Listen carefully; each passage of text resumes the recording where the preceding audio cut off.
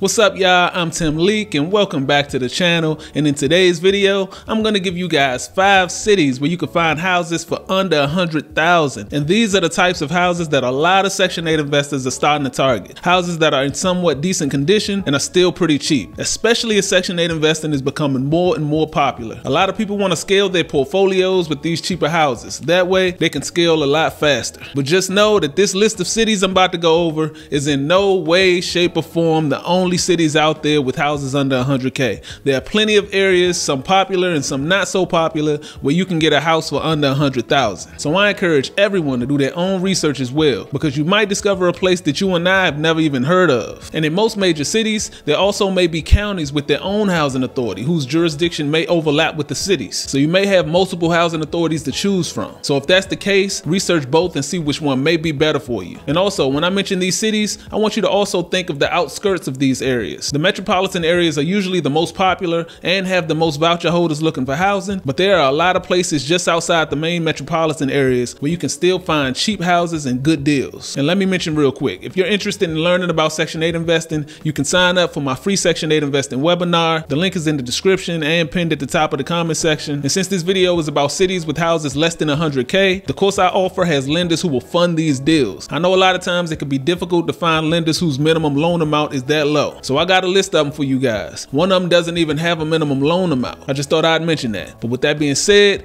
let's get into this video.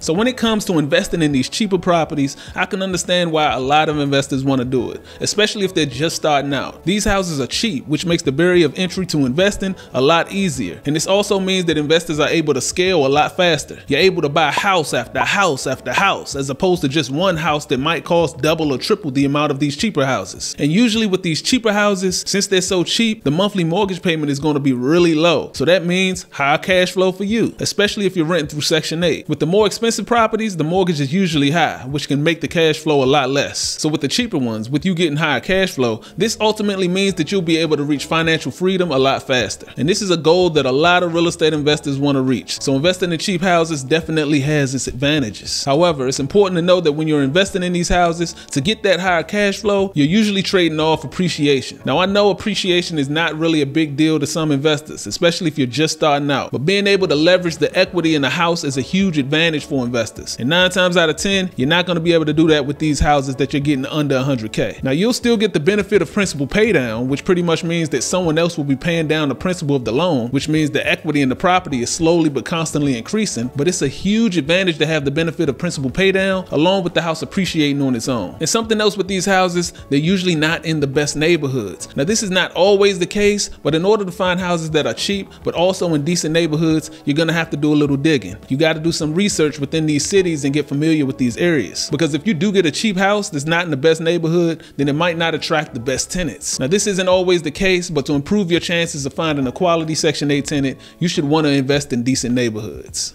Now when it comes to finding a city with houses under 100K to invest in for Section 8, you want the city to have a high supply of voucher holders and also a high supply of houses. Now most major cities have a pretty high supply of voucher holders. It's actually Section 8 landlords who are in demand because there's so many voucher holders looking for housing. But in order to get a number of how many houses a city might have under 100K, go to a site like realtor.com, type in the city name, adjust the max price to 100K, and it'll tell you how many homes there are listed. The more houses under 100K this particular market has, then the cheaper the houses will be and remain, and it'll also be easier for you to find a decent deal. Now it's important to remember that usually a lot of these houses may require some work, so you got to make sure you not only consider the acquisition costs but also the renovation costs. That's something you'll have to take into consideration. And these cities I'm about to list, I'm not labeling them as the top 5 cities to purchase houses under 100K for Section 8. There's no way of knowing exactly which one is the best city without investing in each and every one of these markets and comparing over a long period of time. And even if I did that, each deal is different. Each tenant is different, so each circumstance is different. But instead, I'm giving you 5 cities where other Section 8 investors are having a great deal of success because there's a high supply of voucher holders and a high supply of houses in decent condition that you can find under 100K. So in no particular order, the first city on the list is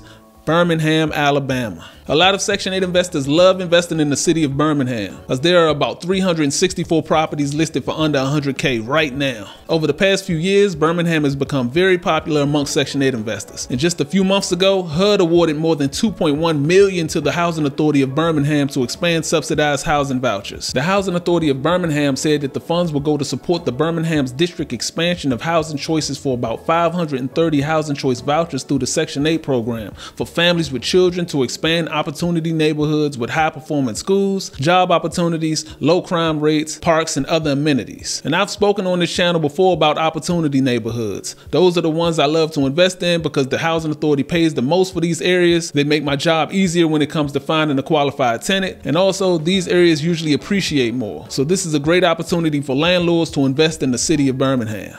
So the next city on the list is Memphis, Tennessee, who as of right now has 438 homes listed for under 100,000. Memphis is the second most populous city in Tennessee after Nashville, and they were just awarded $5.7 million from HUD to make homes safer for low-income families living in older homes. So they're actively trying to improve the living conditions for low-income families in Memphis. And not only that, it is said that the city of Memphis in general is in the process of developing and progressing, with an estimated total capital investment of over $16 billion being invested in the city of Memphis in 2024. And this can be something for investors to take advantage of. Alright, next on the list of cities with houses for under 100K, we got St. Louis, who currently has 572 homes right now listed for under 100,000. St. Louis is located in Missouri, but what some people don't know is that it actually extends in Illinois as well. St. Louis has the largest metropolitan area in Missouri and the second largest in Illinois. With an estimated population of about 3 million, there's a lot of voucher holders looking for housing, and unfortunately, not enough landlords. This is a common problem throughout the country in major cities. Not too long ago, the St. Louis Housing Authority launched an assistance program to help voucher holders pay their security deposit. As many of you may know, the security deposit is usually the tenant's responsibility, not the housing authorities. However, in an effort to offset skyrocketing housing rental fees, which can create significant barriers for otherwise qualified voucher holders, they launched this program, which is funded by HUD, and hopefully it can help voucher holders with securing housing. And this is great for landlords because in Missouri, security deposits can be up to 2 months rent. And oftentimes, us landlords may have to lower it to 1 month because tenants might not have enough funds saved. But now, with the housing authority paying landlords up to 2 months rent for security deposits, landlords won't have to lower it. So it helps both the tenant and the landlord. Okay, next on the list of cities with houses for less than 100K, we have Cleveland, Ohio. Now, Cleveland is the second most populous city in Ohio and currently has 600 homes right now listed for under 100,000. As far as Section 8 goes, Cleveland has a huge Section 8 population. It's currently about 20,000 people on the waiting list to get a voucher. However, only about 100 are randomly selected on a monthly basis to enroll in the program. And it was just reported a couple of weeks ago that only about 50% of those selected are able to successfully secure housing using the voucher. So Cleveland is in desperate need of Section 8 landlords. And even though this is an unfortunate situation for voucher holder tenants, this is actually something that Section 8 landlords can take advantage of. If you're able to get a good house in a decent neighborhood, you'll most likely have multiple applicants to choose from and can screen a little more aggressively to ensure you find a qualified tenant.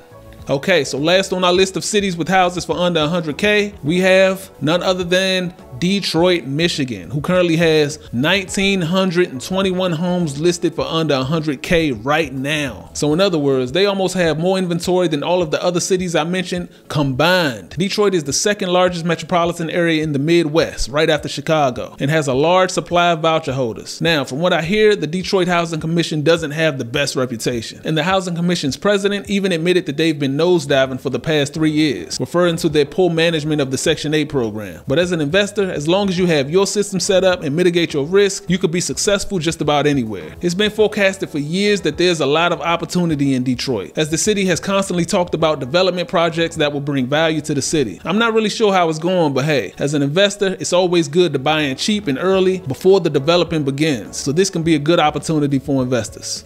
So with me mentioning these 5 cities, like I said, it's not as easy as just searching a city and finding a house. As an investor, you have to make sure you do your due diligence on the neighborhoods and the house itself to make sure you're making a good investment. A lot of these houses may need some work done, some more than others, and it's important to know what you're signing up for as a real estate investor. But like I said, when you have systems set up, it makes it easier for you to be successful. Now with that being said, I want to thank you guys for watching, and like always, I can't wait to see you guys in the next video.